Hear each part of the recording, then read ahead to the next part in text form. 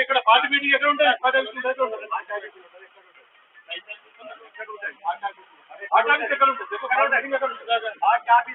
ఎక్కడ ఉంటుంది meeting?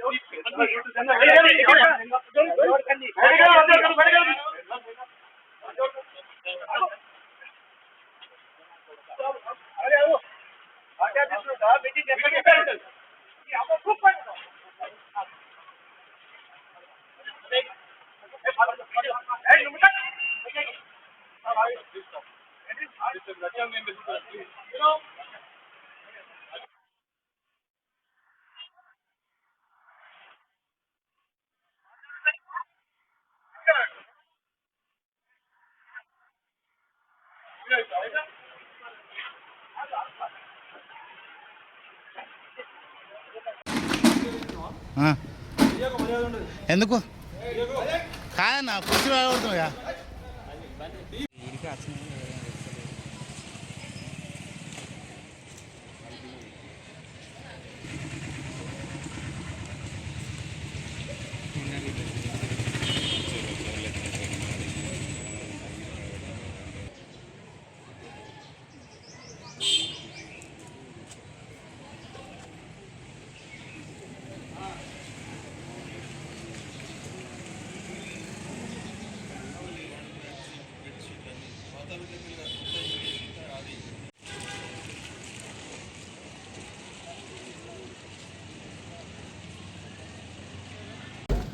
Go back, go back!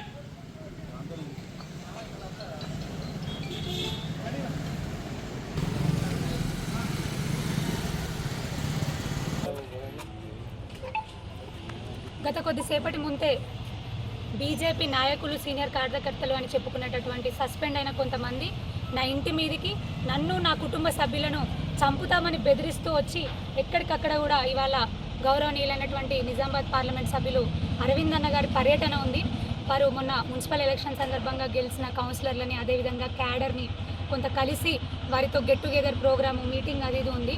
దానికోసం ఇక్కడికి వస్తున్న సందర్భంగా వీళ్ళు నానా హైరాణా చేస్తూ ఇష్టం ఉన్నట్టుగా ఒక మహిళని అని కూడా చూడకుండా నా ఇంటి మీదకి వచ్చి పర్సనల్గా దుర్భాషలాడుతూ నీ కుటుంబం అంత చూస్తా, నీ అంత చూస్తా, చంపేస్తాను అనుకుంటా ఎక్కడికక్కడ వచ్చి ఇక్కడ మీరు చూస్తూనే ఉన్నారు గ్రీన్ మ్యాట్లు చైర్లు ఇష్టం ఉన్నట్టు విసిరేయడం జరిగింది. లోపలికి వస్తూ ఉంటే సిఐ గారు ఎస్ఐ గారు వచ్చి వాళ్ళని లాక్కెళ్ళడం జరిగింది.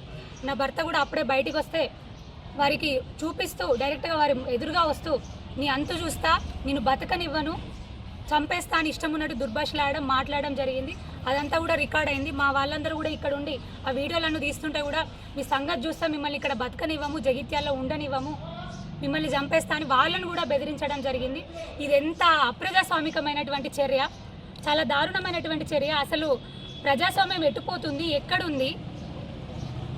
మహిళలు ఎలాగో బయట ఉండనియరు, బయట తిరగనియరు. కనీసం నా మట్టుకు నేనేదో చేసుకుంటూ, నా మట్టుకు నేనేదో పార్టీని పెంచాలన్నటువంటి ఉద్దేశంతో పార్టీకి కట్టుబడి పనిచేస్తూ ఉంటే చూసి ఓర్వలేని కోవట్లుగా ఉన్నటువంటి కొంతమంది నాయకులు డైరెక్ట్గా నా ఇంటి మీదకే వచ్చి నన్ను నా కుటుంబ సభ్యుల్ని చంపుదామని బెదిరించడం ఇది ఎంత దారుణమైన విషయం.